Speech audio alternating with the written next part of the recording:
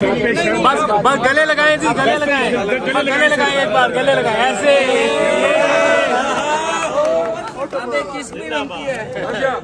اب اس سوال کا جواب بھی دے دیں۔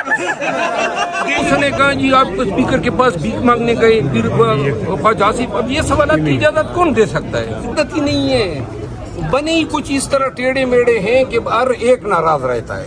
یقین کریں میرے سارے کیے کرائے پہ کل کی پریس کانفرنس نے پانی پھیر دیا۔ ایسا معلوم ہو رہا تھا جیسے وردی میں اتاتار بیٹھا ہو۔ لڑکے نے سر سوال پوچھا مروت صاحب سے، اس کو نا پی ٹی آئی کے ایک رہنما نے کہا، اسلام آباد کے رہنما، میں نام بھی بتا دوں گا، اس نے کہا کہ آپ مروت صاحب سے پوچھنا کہ آپ پی اے سی کی بھیک مانگنے گئے ہو خواجہ آصف کے پاس، ٹھیک ہے؟ اس نے یہی کہا، اس نے کہا سر آپ کی پارٹی کے ایک رہنما کہہ رہا ہے کہ مروت صاحب سے پوچھیں کہ آپ چیئرمین پبلک اکاؤنٹ کمیٹی کے لیے بھیک مانگنے گئے خواجہ آصف کے پاس۔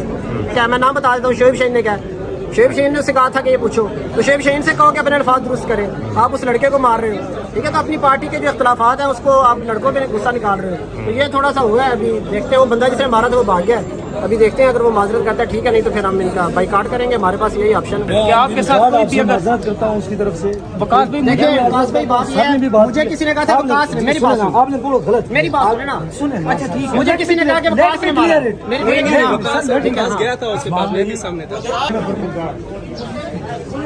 کیا ریزننگ کر رہے ہیں یار؟ سر جی میں دوبارہ کرنے کو تیار ہوں بھائی آپ سر پہ رات رکھیں گے، چلے معاملہ ختم کریں، صلاح کریں، صلاح کریں ایسے۔ کور کرنے جاتا ہوں۔ ہمیشہ سب سے اہم بات ہوتی ہے احترام آدمیت۔ ہمیشہ الفاظ میں کسی سے بھی بات کرو احترام کا ایلیمنٹ نہ جانے دیں۔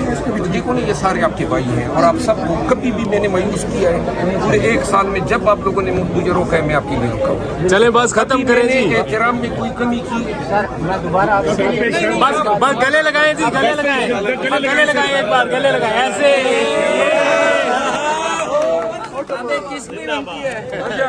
اب اس سوال کا جواب بھی دے دیں۔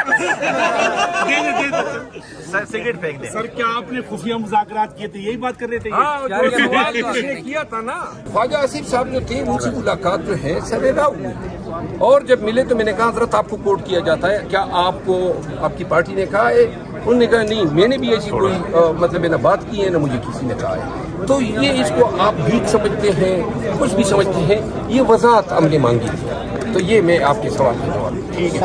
کوئی بھی کسی قسم کے آپ کے خفیہ مذاکرات کسی جگہ نہیں ہوئے، یہ بات کہہ رہے ہیں نا آپ؟ میں خفیہ مذاکرات پہ میں آپ کو بتاؤں کہ میں آج بھی ان کو ایکسیپٹیبل نہیں تھا، اگر یہ میرا نام دے دیتے پھر بھی نہیں ہونا تھا، لیکن اصل چیز تھی بے توقیری، کہ اپنی پارٹی سے تو بے توقیری نہ ہونا، اصل مسئلہ یہ تھا۔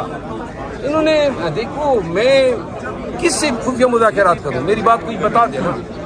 میں واحد آدمی ہوں پی ٹی آئی میں جو کسی پارٹی کو قبول نہیں ہوں، کسی حکومت کو قبول نہیں ہوں، کیونکہ کسی میں کسی کی کوئی کسر چھوڑی ہی نہیں ہے۔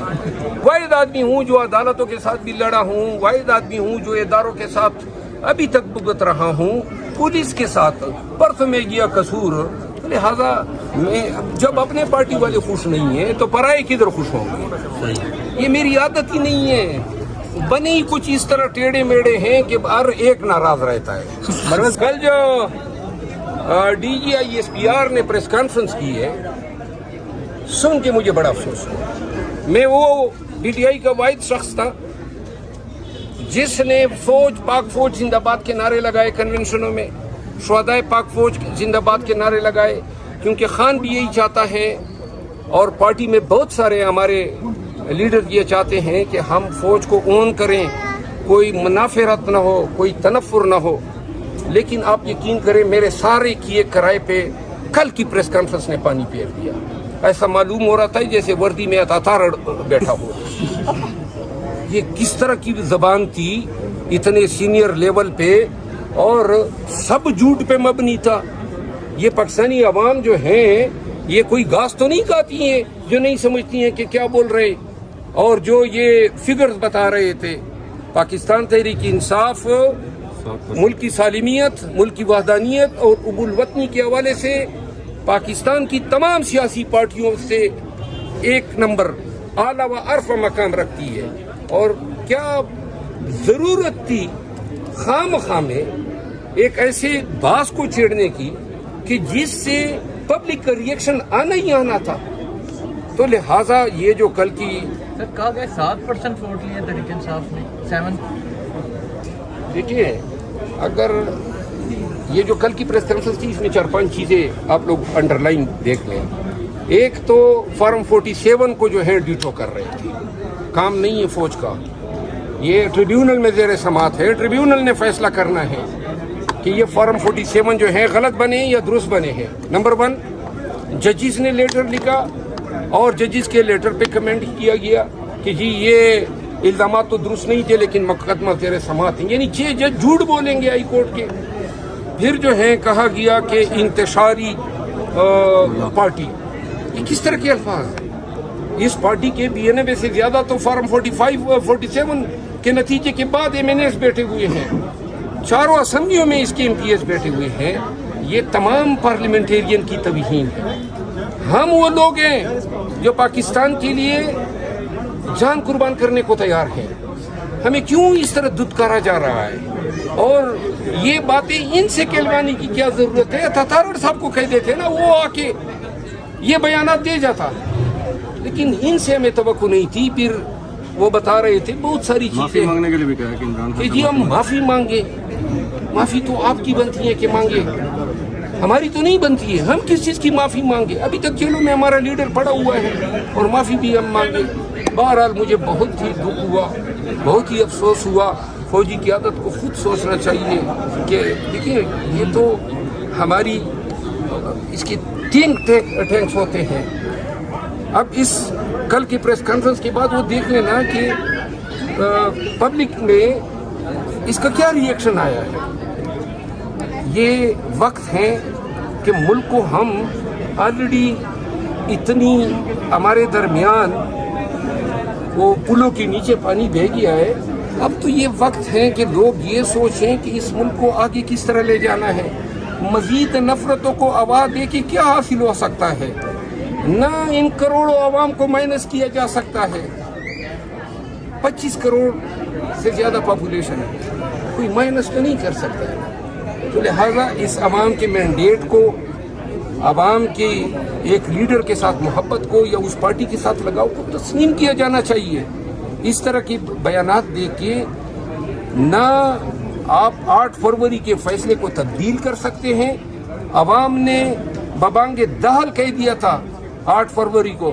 9 مئی کے حوالے سے تو میں 20 دفعہ بات کر چکا ہوں, تو لہٰذا اس کو ریپیٹ کرنے. مروت صاحب پارٹی پوزیشن کے حوالے سے تھوڑا سا بتا دیجیے. آپ نے آج کہا کہ آپ اس کے ساتھ کام نہیں کر سکتے جو موجودہ قیادت ہے شبلی. نہیں, میں بیرسٹر گور صاحب کے ساتھ کام کر سکتا ہوں. اوکے, وہ میرے لیڈر بھی ہیں, چیئرمین بھی ہیں.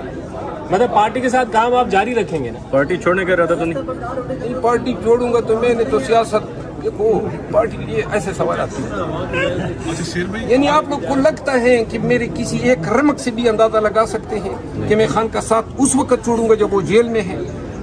جب تک خان خود دھتکاریں گے نہیں, ہم خان کو چھوڑنے والے نہیں. سر کل دفعہ 144 نافذ ہے, اور اگر آپ کو کہا جاتا ہے بیرسٹر گور صاحب کو ابھی آپ نے بات کی میں ان کے ساتھ کام کرنے کو تیار ہوں, تو رات کو آپ کو فون آ جاتا ہے کہ آپ نے فلاں جگہ جو ہے ریلی کو لیڈ کرنا ہے, دفعہ 144 اسلام آباد میں نافذ ہے, تو پھر سر آپ کا نکلیں گے ریلی کے لیے؟ وہ کب 144 نہیں لگائے اور میں نہیں نکلا ہوں. ہاں جی, کہاں سے ریلی کو لیڈ کریں گے مروت صاحب؟ دیکھو ہماری تو 9 مئی 2023 کے بعد سے لے کر آج تک تمام ریلیز 144 میں ہیں. میں آپ کو ایک عرض کروں نا, قصور میں انہوں نے مجھ پہ FIR کاٹی کی 144 کے خلاف ورزی کی. 144 کا یہ مطلب نہیں ہوتا ہے کہ آپ اپوزیشن کے حق کے احتجاج کو قدغن لگا دیں. میں قانون دان ہوں, میں سمجھتا ہوں 144 کی کچھ لیمیٹیشنز ہیں, اور 144 سے اگر ڈرنے والے وہ تھے اتنے پرچے نہ سمیٹ چکے ہوتے. تو یہ تو